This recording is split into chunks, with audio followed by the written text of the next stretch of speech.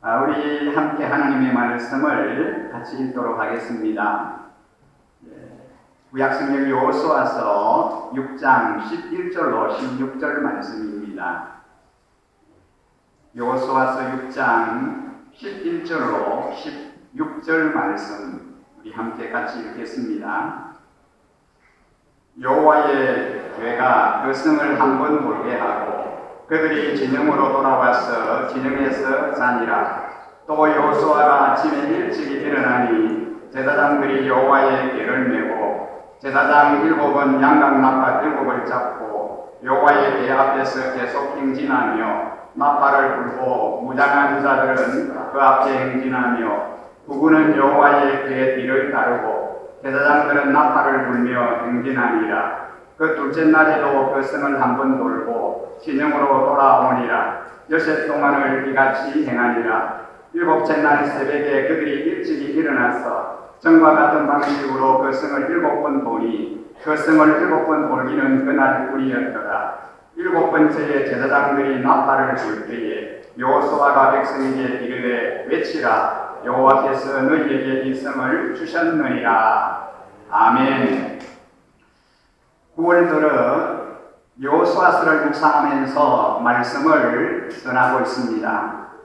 첫 주일은 무기가 아니라 말씀으로라고 하는 제목으로 설교했습니다. 지난 주일은 지식이 아니라 순종으로라는 말씀을 전해드렸습니다. 오늘은 혼자가 아니라 함께함으로라는 제목으로 말씀을 전하려고 합니다. 여호수아서는 하나님께서 모세의 후계자로 여호수아를 세우시는 이야기로부터 시작이 됩니다. 하나님께서 여호수아를 부르시고 해야 할 일을 명하셨습니다. 그리고 한 가지 개인적인 약속을 하나님이 주셨습니다. 그 약속은 내가 너와 함께 있을 것이니라. 내가 너와 함께 하겠다라고 하는 약속입니다. 결국 계속되는 여호수아서는 이 하나님과의 동행 이야기입니다. 하나님이 함께 하시는 이야기입니다. 하나님이 여호수아와 어떻게 함께 하셨는가라고 하는 사실을 말씀하고 있습니다. 여호수아서는 여호수아 개인으로 볼 때 하나님께서 이 약속을 지키시는 이야기라고 볼 수 있습니다. 여호수아가 도무지 돌파할 수 없는 장애물을 만났을 때 그리고 해결할 수 없는 문제를 만났을 때 하나님께서 친히 나타나셔서 하나님의 방법으로 장애물을 극복하게 하셨고 문제를 해결할 수 있게 해주셨습니다. 그래서 여호수아는 그 어떤 성경보다도 놀라운 하나님의 이적이 많이 기록되어 있는 성경입니다. 여호수아에게 지도자로서 가장 힘든 일 중에 하나는 여호수아 3장에 나오는 요단강을 건너는 일이었습니다. 홍해는 이스라엘 백성이 피해갈 수 없는 상황에서 그리고 도저히 인간적인 방법이 생각나지 않는 상황에서 하나님이 기적을 행하셔서 그 이스라엘 백성들을 건너가게 했다면 요단강은 완전히 다른 상황입니다. 요단강만 건너면은 약속의 땅 가나안이 바로 나타나게 됩니다. 그런데 그 강이 그렇게 큰 강이 아닙니다. 하나님이 명령하신 때가 유일하게 1년에 딱 한 번 홍수로 강이 범람하지만 며칠만 기다리면은 이제는 안전하게 건너갈 수 있는 상황입니다. 게다가 서두를 이유가 없는 것은 뒤에서 쫓아오는 군사도 없습니다. 군대도 없었습니다. 그래서 요단강이 더 힘든 명령이었을지 모른다고 생각합니다. 선택이 없는 명령이 아니라 선택과 변명이 있는 명령이었기에 여호수아는 믿음이 곧 순종임을 알았습니다. 그는 즉시 실행에 옮겼고 돛대를 앞세우고 하나님과 동행하며 요단강에 발을 내딛는 순간 요단강이 갈라지는 기적을 경험했습니다. 이제 순종이 얼마나 큰 역사를 만들어내는지 경험한 이스라엘 백성과 여호수아는 가나안의 첫 강물인 여리고 성에 다다르게 됩니다. 이제 아주 분명하게 여호수아는 인간의 방법과 하나님의 방법 사이에서 선택해야 합니다. 이것은 여리고성을 함락하는 전쟁에서 아주 분명하게 드러납니다. 이제는 전쟁이 자신에게 달린 것이 아니라 하나님의 손에 달렸다라고 하는 것을 분명하게 보여줍니다. 축복의 땅 가나안에서도 전투가 있었습니다. 모세는 430년 동안 이집트의 노예로 살던 200만 명의 이스라엘 민족을 이끌고 장엄한 탈출을 성공했습니다. 이 많은 사람들이 먼지 바람을 일으키며 가나안을 향하여 광야를 행군하는 모습을 상상해보면 정말 전율이 느껴집니다. 그러나 이스라엘 백성들의 반역으로 인하여 40년이라고 하는 세월을 광야에서 떠돌게 한 내용은 우리가 너무나 잘 알고 있습니다. 이제 불순종한 세대가 광야에서 모두 죽게 되고 새로운 세대가 드디어 가나안 땅에 첫 발을 내딛게 됩니다. 가나안의 첫 정복 대상이 바로 여리고 성이었습니다. 여리고는 종려나무 성이라고 불리는 기름진 땅으로 역사상 가장 오래된 고대 도시 중에 하나입니다. 발굴된 여리고의 유적지를 보면 성벽이 외벽과 내벽의 이중 구조로 구축되어 있고 그야말로 난공불락의 요새였다라고 하는 것을 알 수 있습니다. 변변한 전쟁 장비 없는 미미한 이권 사격으로 이스라엘이 싸워야만 할 이 첫 상대가 바로 이 여리고성입니다. 얼마나 성벽이 두텁고 단단한지 네 마리의 말이 끄는 마차가 이 성벽 위로 달릴 수 있을 정도로 그렇게 견고한 성입니다. 우리가 상식적으로 생각하면 약속의 땅이라면 하나님이 축복에 이스라엘 백성들에게 축복으로 주시기로 한 약속의 땅이라면 즉각 뿌리 흐르는 푸른 초원이 기다리고 있어야 하는 거 아닙니까? 그러나 그들을 기다리고 있는 것은 괴물처럼 떡 버티고 있는 적의 요새 여리고였습니다. 이스라엘의 가나안 정복 전쟁은 죄를 심판하시는 하나님의 역사적 전투였지만 또한 우리의 영적인 삶을 상징하는 전투이기도 합니다. 믿음으로 영적인 축복의 땅에 살고 있는 우리에게 정복해야 할 여리고성들이 있습니다. 우리가 정복해야 할 여리고성은 사단과 악이 지배하는 세상과 여전히 우리 마음속에 있는 죄의 성품들입니다. 우리가 예수님을 믿고 하나님의 자녀가 되었지만 천국에 이르기까지는 이 땅에서 끊임없는 영적 전쟁이 계속됩니다. 우리가 인지하든 못하든 매일 이런 싸움이 우리 안에서 일어나고 있습니다. 그래서 우리는 이 세상을 살아가는데 참 피곤합니다. 이 땅에서도 우리가 평안하고 풍성한 가나안의 축복을 누리며 살기 위해서는 싸움에서 반드시 승리해야 합니다. 가나안 땅을 정복해서 감람나무와 포도 열매와 밀과 꿀을 먹으려고 하는 여리고가 싸워서 이겨내야 합니다. 영적 싸움을 비껴서 여리고를 지나쳐가면 반드시 뒤에서 우리의 목동미를 잡습니다. 내 안에 죄성과 싸우기를 회피하면 남들에게 상처와 불행을 주게 됩니다. 불의한 사회와 직장에서 세상적인 가치관과 싸우기를 포기한다면 성도의 능력을 잃어버리게 됩니다. 세상은 우리보다도 더 불꽃 같은 눈으로 우리를 판단하고 있다는 걸 아셔야 합니다. 이 세상에서 믿음으로 산다라고 하는 것은 오히려 믿지 않는 사람들보다도 더 정신을 차리고 살아야 합니다. 인생도 힘겨운데 우리를 비참한 불행에 빠뜨리려고 하는 마귀의 올무와 감정도 우리를 기다리고 있다는 것입니다. 세상 사람들은 모르고 당하고 모든 행복을 송두리째 빼앗겨버리지만 우리는 영적 세력을 간파할 줄 알아야 합니다. 우리가 사실 그렇게 큰 욕심과 허황된 꿈을 가진 사람들은 아니지 않습니까? 내게 주신 능력대로 성실하게 살고 노력한만큼 돈 벌어 우리 가족들과 행복하게 사는 게 소박한 우리의 바람이죠. 이걸 위해서 모든 인간은 쉼없이 수고하며 달려갑니다. 하지만 죄와 부조리의 그물에 얽히고 섞인 이 세상에서 누가 노력한 만큼 내 행복을 보장해 주는 겁니까? 세상의 구조와 사단의 붕괴로 그게 안 되게 되어 있습니다. 물질을 혹시 얻었다고 해도 불시에 만나는 중병과 가정불화, 우울증이 여리고성처럼 우리를 위협하고 덮어 서 있습니다. 이렇게 우리를 가로막는 인생의 여리고를 만나면 피해갈 수 없기에 날마다 하나님을 의지하고 영적인 전쟁에 우리가 깨어 있어야 합니다. 그러나 아무리 우리 앞에 여리고처럼 큰 시련이 나타난다고 할지라도 두려워하지 마시기 바랍니다. 왜냐하면 하나님이 우리와 함께 하시고 싸워주실 것을 약속하셨기 때문입니다. 역대하 32장 8절에 보면 우리와 함께 하시는 이는 우리의 하나님 여호와시라 반드시 우리를 도우시고 우리를 대신하여 싸우시리라 라고 말씀하고 있습니다. 다만 우리가 영적으로 약해지면 정말 작은 문제와 질병에도 다리가 후들후들 떨리며 절절매게 됩니다.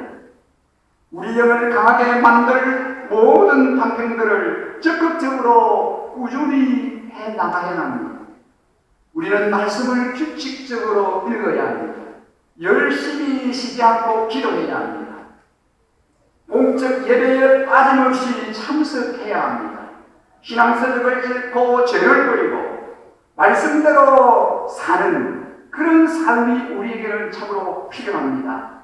이렇게 영적인 힘을 키워나갈 때 하나님을 의지하며 하나님을 전적으로 바라보며 하나님의 인도함을 받을 때 사단의 견고한 진은 무너지고 영육간의 풍성한 축복을 누리게 될 줄 믿습니다.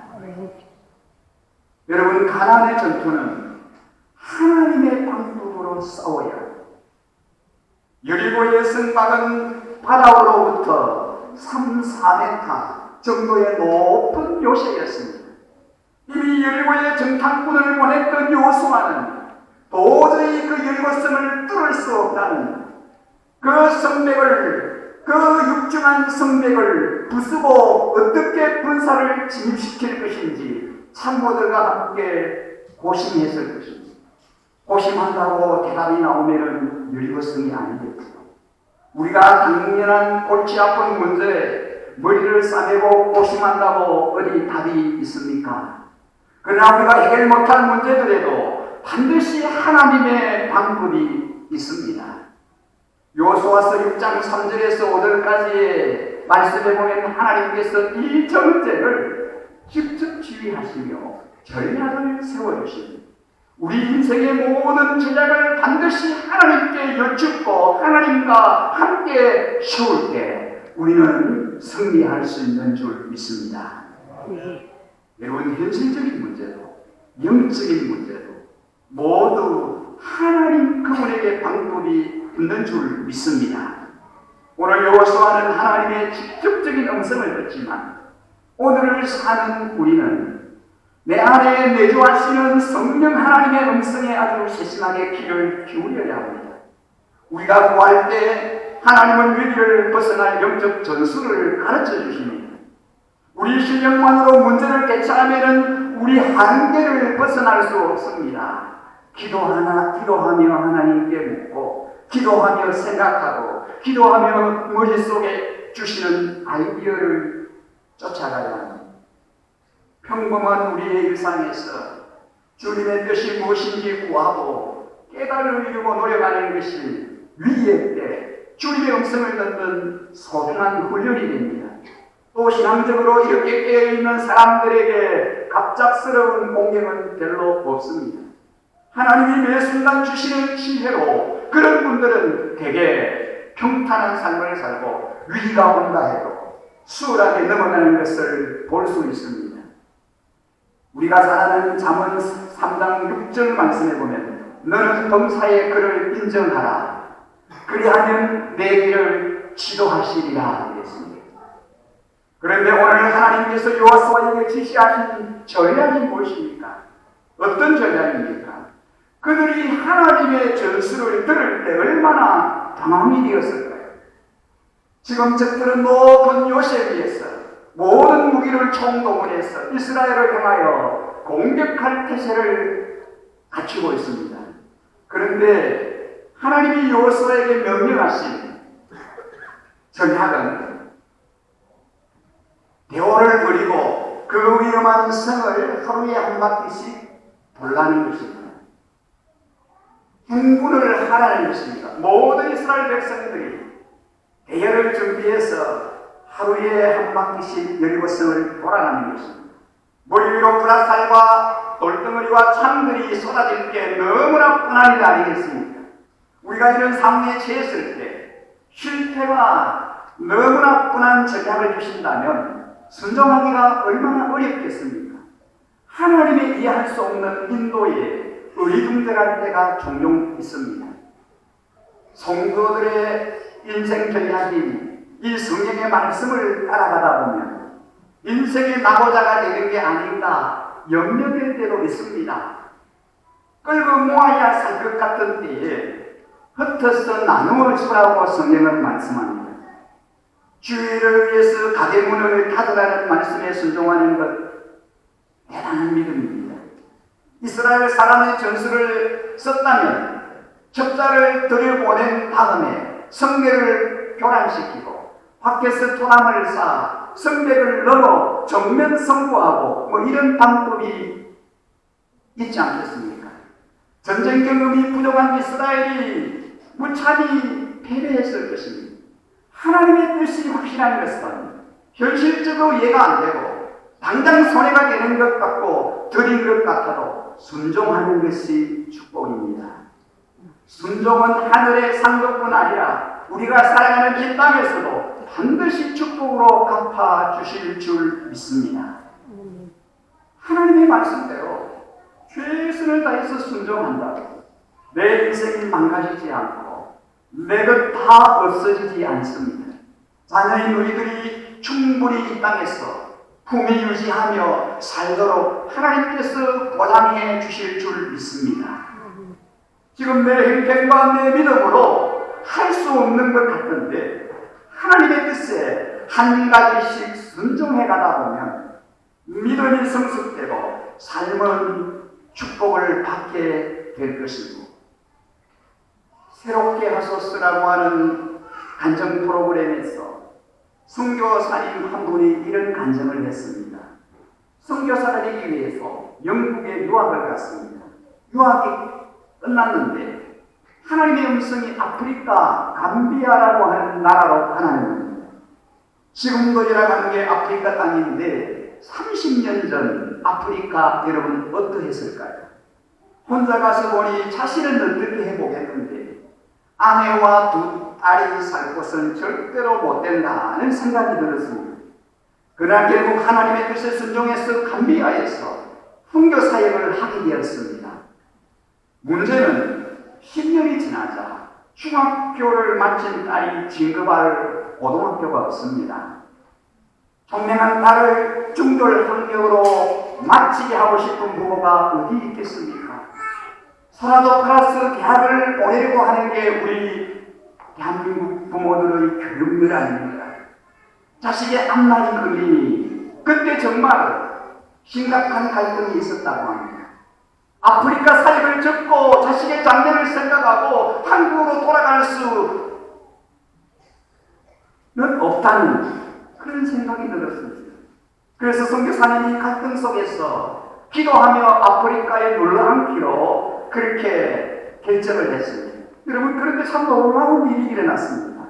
미국에서 한 통의 편지가 날아왔는데 생전에 알지도 못하는 미국의 교포 한 분이 기도 중에 하나님께서 김성교사님의 두 딸을 댁에다가 가르치라고 하는 그런 음성을 들었다는 겁니다.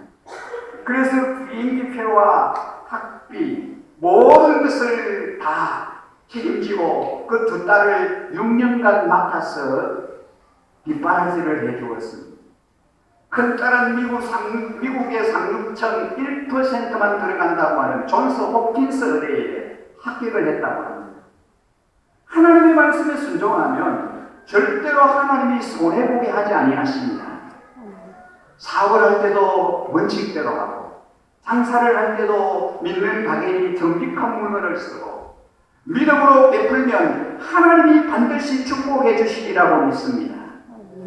여러분 미워서 얼굴을 만지기 싫은 동료지만 주님의 사랑으로 긍휼히 대하면 그 영혼을 얻을지 누가 알겠습니까? 우리가 세상의 법칙과 논리를 뛰어넘는 하나님의 도를 따라 살아갈 때 성도의 능력이 나타나게 될 줄 믿습니다. 그 길이 마침내 형통하게 되어 하나님께 영광 돌리는 우리 모든 성도님들 다 되시기를 주의 이름으로 간절히 축원합니다. 그렇다면 이 독특한 하나님의 전술을 가지고 있는 그 의미들이 무엇입니까? 하나님의 독특한 전술이 어떤 의미를 가지고 있습니까? 하나님이 이 여리고 전략을 아주 상세하게 알려주셨습니다. 이 행군 계열을 자세히 살펴볼 필요가 있습니다. 계열의 한가운데 하나님의 임재를 상징하는 은약궤를 맨 제사장이 위치합니다. 은약궤 앞에는 7 제사장들이 양의 뿔로 만든 백고동 소리 같은 나팔을 불고 섭니다. 그리고 그 앞뒤로 무장한 군사들이 항호를 불려서 이렇게 행진합니다. 여러분 겉으로 보기에는 마치 종교 행사인 것 같습니다. 행렬 같습니다. 이 모습은 우리 신앙의 모형을 그대로 보여줍니다. 삶의 중심에는 항상 하나님께 대한 예배와 섬김이 있어야 합니다. 예배를 삶의 최우선 순위에 두고 우리 마음에 성령 하나님을 모시고 매 순간 그분과 동행하는 삶을 살아야 합니다. 현실을 성공적으로 헤쳐나가고 우리 앞에 두려운 여리고를 이겨낼 방법은 다름 아닌 우리의 삶의 중심에 하나님을 모시는 방법뿐인 줄 믿습니다. 하나님과 동행하는 우리 길에 하나님의 역사가 일어나게 될 줄 믿으시기 바랍니다. 그리고 이스라엘의 궤 앞에서 완전 무장하고 행군을 해야 합니다. 이 땅에서 우리의 의복은 잠옷이 아닙니다. 군복이에요. 믿는 성도들은 세상에서도 치열하게 살아가야 합니다. 하나님의 자녀가 되었으니 알아서 해주시겠지. 하나님이 우리 앞길을 알아서 인도해 주시겠지. 여러분 이것은 낭만적인 오해입니다. 하나님께서 우리가 이 땅의 시련들을 대항하며 온전한 자녀가 되기를 원하십니다. 믿는 청년들 세상 친구들보다도 더 열심히 공부해야 하고 장래에 무슨 일을 할 것인지 하나님 앞에 진지하게 언론하며 그 일을 위해서 최선을 다해 준비해야 합니다. 이 세상에서는 심은 대로 거두는 것이 하나님의 법칙입니다. 그러나 믿음 안에서는 감사하게도 30배, 60배, 100배의 결실을 주시겠다는 것이 하나님의 놀라운 약속입니다. 단 심지 않고 노력하지 않으면 세상에서 믿음 안에서 아무것도 거둘 것이 없습니다. 하나님의 말씀대로 순종하는 신앙이 그런 삶이 날마다 기적을 만들어갑니다. 오히려 하나님과 동행하는 삶은 오늘 이스라엘이 6일 동안 똑같은 전술로 묵묵히 여리고를 도는 것과 같습니다. 여러분 하나님의 전술이 무엇입니까? 200만이 넘는 이스라엘 백성들을 하루에 한 바퀴씩 그 여리고성을 돌게 했습니다. 엿새 동안에 한 바퀴씩을 돌게 합니다. 이래저래 되는 날은 7바퀴를 돌게 합니다. 또한 13바퀴를 돌고 마지막에는 함성을 지르게 했습니다. 그때 그 육중한 여리고성이 무너져 내리게 된다는 것이 하나님의 전략입니다. 첫날 여리고 성벽 위에서 쏟아질 공격에 두려워하는 마음으로 이스라엘 백성들은 조마조마하면서 그 성을 돌았을 것입니다. 다음 날은 어땠을까요? 첫날 이스라엘을 지켜본 여리고 군사들이 공격할 가능성이 더 높았기에 더 두려웠을 것입니다. 그러나 하나님의 두려우심이 여리고 성에 임했을 때에 그들은 아무 공격을 못하고 공포에 떨고 있었을 뿐입니다. 우리가 하나님의 편에 함께 설 때에 세상도 사람들도 우리를 가벼이 보지 못하는 것을 기억하셔야 합니다. 그러나 6일 동안 단 한 장의 벽돌도 떨어지지 않았고 성벽의 작은 실금 하나도 보이지 않을 때 하나님을 계속 신뢰하기란 쉬운 일이 아닙니다. 그렇게 그들은 아무 소리도 내서는 안 된다는 명령을 지켜야 합니다. 이 침묵의 명령이 하나님의 약속을 성취하는 데 왜 중요하신지 아십니까? 매일 여리고성을 도는데 변화가 없는 것을 보면서, 아무런 조짐이 일어나지 않을 것을 보면서 이스라엘 백성이 자신의 이야기를 한다고 여러분 한번 생각해 보십시오. 한 사람이 이렇게 이야기할 수 있을 것입니다. 야, 우리가 이 성을 본다고 이 성이 무너지겠어? 이 육중한 성이 정말 무너지겠어? 그런 말을 했을 때 또 한 사람이, 그래 맞아, 이런 아무런 소용이 없는, 소득이 없는 일이야. 이렇게 한다고 이 성이 무너질 것 같아. 한두 사람이 계속해서 입에서 입을 통하여 그런 부정적인 이야기를 하기 시작할 것입니다. 그러면은 순식간에 이스라엘 백성들은 혼란에 빠지게 될 겁니다. 여러분, 200만입니다. 그래서 하나님이 여호수아에게 한 사람도 소리를 내지 못하게 했습니다. 아무 말도 못하게 했습니다. 그냥 성을 돌게만 했던 것입니다. 우리는 신앙생활을 하면서 종종 자신의 생각을 가감없이 솔직하게 표현할 수 있는 자유가 있다, 그렇게 주장합니다. 여러분, 하지만 침묵은 더 위대합니다. 교회는, 하나님의 역사는 내 생각대로 이루어지는 것이 아니기 때문입니다. 여러분, 우리의 생각, 사람의 생각대로 되는 것이 아닙니다. 모든 성도가 내 생각을 이야기하기 시작한다면 얼마나 혼란스럽겠습니까? 조금 기다리고 참고 인내하는 것이 훨씬 현명할 때가 많다는 것을 기억하셔야 합니다.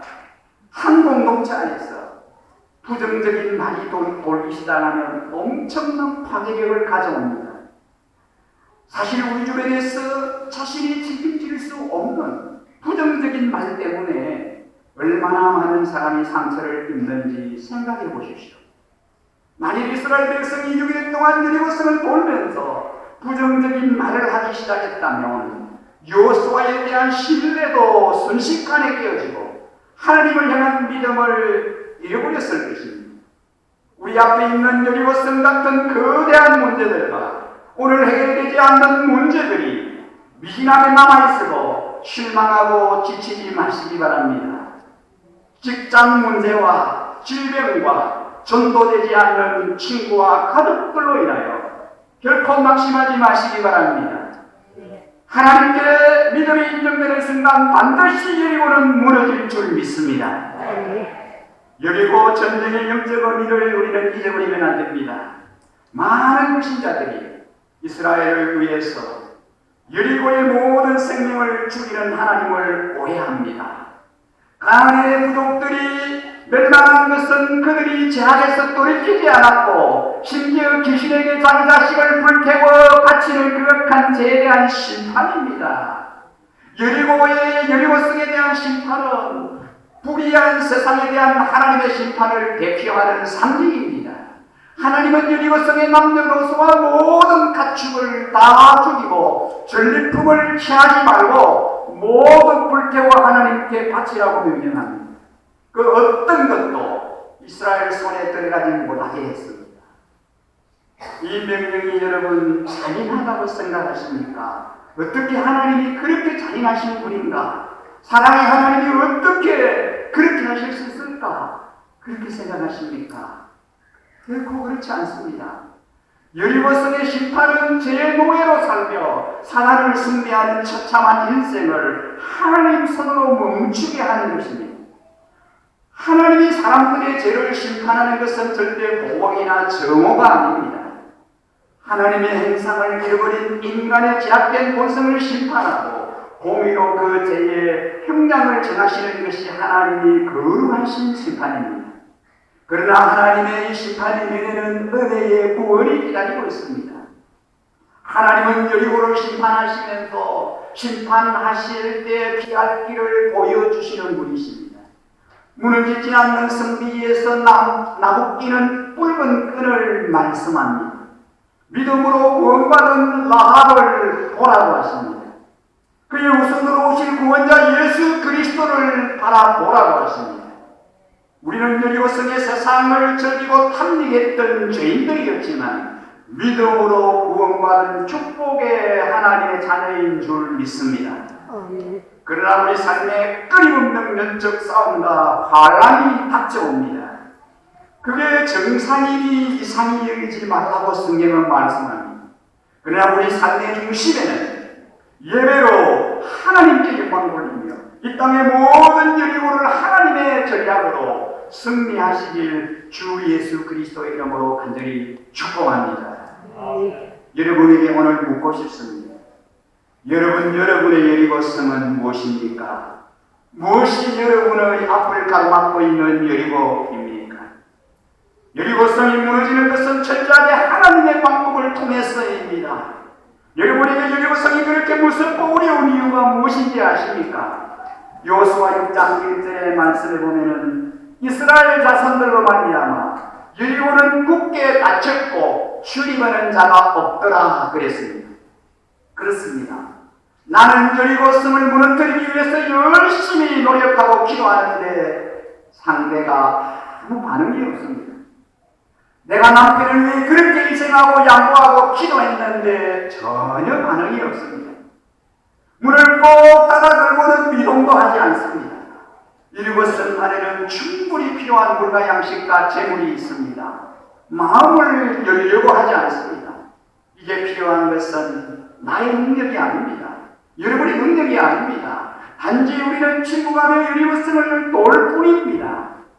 우리에게 필요한 것은 나의 능력이 아니라 하나님의 말씀을 청정하는 능력이 필요합니다. 이 시대에 새로운 여호수아가 필요합니다. 하나님의 말씀에 순종하며 하나님의 말씀을 따라 살아감으로 기적을 만들어낼 사람들이 필요합니다. 하나님의 일을 완성해 나갈 사람들이 필요합니다. 오늘 우리가 또 한 사람의 여호수아가 되기를 원하지 않습니까? 여호수아는 하나님과 동행함으로 이 모든 일을 이룰 수 있었습니다. 하나님은 여호수아와 함께 하시겠다라고 약속하시고 그 약속을 신실하게 이루셨습니다. 그 하나님께서 오늘 앞을 가로막고 있는 여리고성 앞에 서 있는 여러분과 함께 하실 줄 믿습니다. 저는 여러분이 결코 혼자가 아니라는 것 말씀드립니다. 하나님과 동행함으로 여러분의 앞에 여리고를 점령하고 하나님의 사람으로 승리하는 삶 살아가시기를 주 예수 그리스도 이름으로 간절히 축복합니다.